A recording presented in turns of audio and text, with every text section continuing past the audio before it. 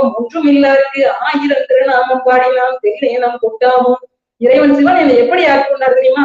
திருமாலும் பன்றியாய் சென்றுணரார் திருவடியை. சிவபெருமானுடைய திருவடியை தோண்டிக்கொண்டே போகிற போது அவரால் பார்க்க முடியவில்லை.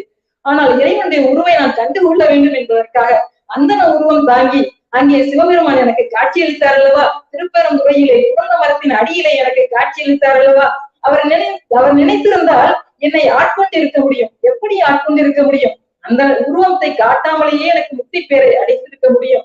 ஆனால் ஒரு நாள் அரிய ஒரு அந்தனாய் ஆண்டு கொண்டவன் ஒருவடியிலே என்னை ஆண்டு கொண்டார்.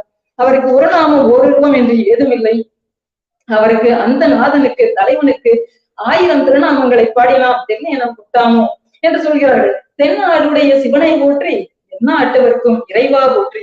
இறைவன் தென்னகத்திலே வாழக்கூடியவன். அவனுக்கு நாங்கள் எல்லாம் சிவன் என்று பெயர் சூட்டி இருக்கிறோம். ஆனால் அமெரிக்கா முதல்ல பல நாடுகளிலும் வாழக்கூடியவர்கள்